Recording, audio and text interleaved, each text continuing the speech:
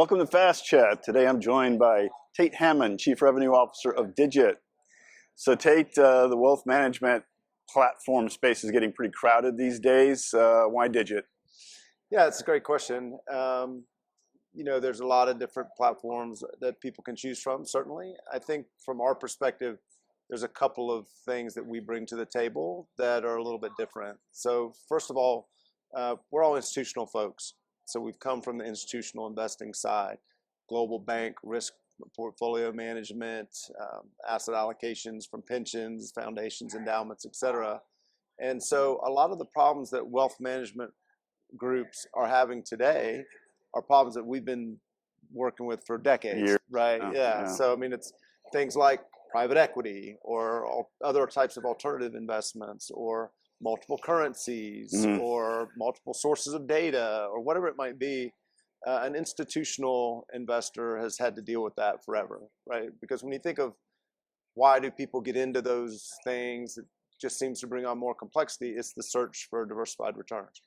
And so large outfits have had to look far and abroad and different asset classes to be able to go in that search. They can't be long only U.S. stocks and bonds and just call it a day, right? And so those firms and organizations have been dealing with that for a couple of decades now.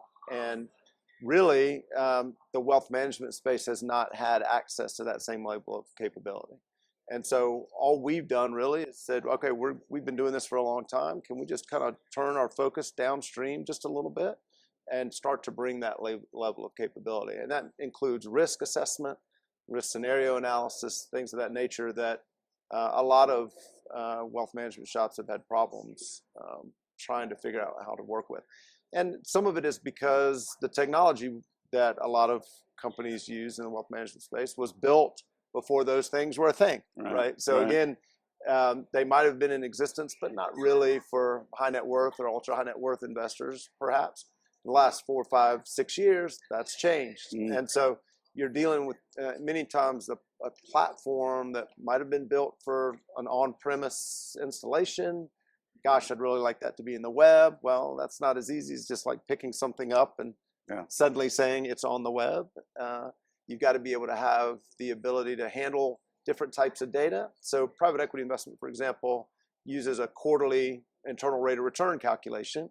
It's not a daily or even more frequently mark-to-market pricing type instrument. Well, I'd like to take all that stuff and put it together, right? So it's a different animal. The other angle that we bring to the table is we're only 5 years old. And so for technology, it's a relatively young tech stack. Whether it's your phone, whether it's your television, your computer, 5 years old is a lot better than 25 years old. Right? That's right. And it's not just the new technology, if you will. So we were born using Amazon Web Services as our backbone from the very beginning. So that's obviously an advantage. But it's also the design nature, right? Like I know I need to be able to handle private equity from the beginning. I know I need to be able to do trade order management from the beginning. And so I can design my data structure with that in mind, rather than saying, I've got this platform, oh gosh, people would like us to do trade order management. Let me go buy a company that does that and see if I can integrate it, at least park it side by side and figure out what data should I trade back and forth. You're basically saying I've got two separate systems, and now let me build some bridges, as opposed to I've got one platform, then everything's using the same data structure underneath.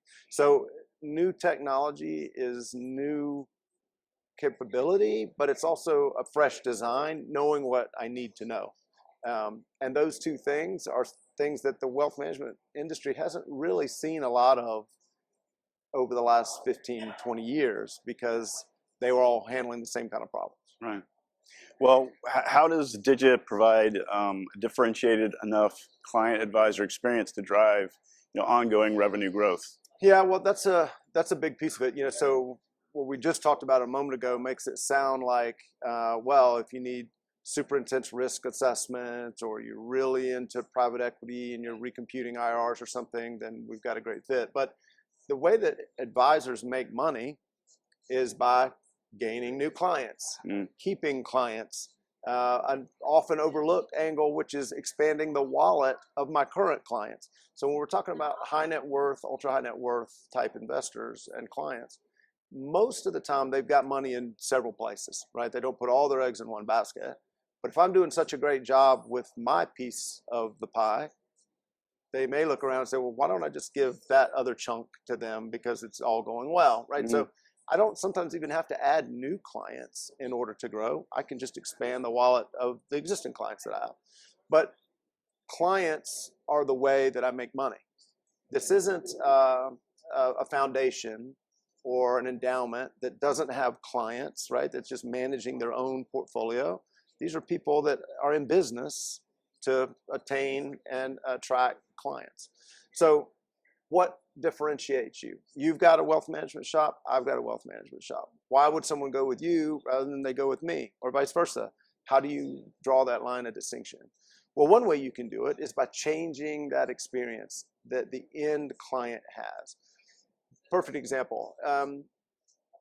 If you wanted to see who won the hockey game last night, you wouldn't wait till tomorrow's newspaper and wake up and thumb to the page and say, oh, it was a late game, I'll have to wait for the next day. You immediately go on your phone. You get the answer. You've got all the information right at your fingertips. That's common if you're talking about a 401k, someone's IRA investment. Go to your Fidelity or Schwab account. You can see it updating, et cetera. Try mixing in private equity or hedge funds or real estate or timber. Suddenly that completely goes away, right? I can only see the stuff that's marketable. Anything else, let's wake up in a quarter and we'll see how things have done. The world in that space has always been once a quarter, let's get together for lunch. I'll give you a paper booklet and we'll look at it together, and then you've got that. And that's what you get for 90 days. You can't print enough paper to answer the questions that your clients might come up with. Right. As soon as you hit print, it's stale. Obsolete. Yeah. Right? So that's not the world we live in today. We don't live in a newspaper, paper booklet, once a quarter type world. We're used to accessing things on our phone, getting information as soon as it's available. We believe we can deliver that type of experience. So as an example, when a client calls in and has a question, the history has been a wealth manager has to say, well, let's see, today's Wednesday. Why don't we get together Friday at 4 o'clock? I'll get with my research team in the meantime. We'll work up some answers to your questions and then we'll get together. And now the guy's like, well, okay, but that's like 48 hours from now, right? Like, that's not the world we're in. What we would propose instead is like, oh, do you have a few minutes? Let's jump into a Zoom meeting. We'll look at the platform together. Same platform that I'm using today, I can show you, and now we'll answer those questions live on the fly. So if someone says, my report typically has 1, 3, 5, 7-year performance, and for some reason the client wants to know, what's my performance over the last 18 months? Then just change the parameter, recalculates on the fly, and now I'm answering the question, right? And so you want to be able to deliver that, what I would call a real-time conversation.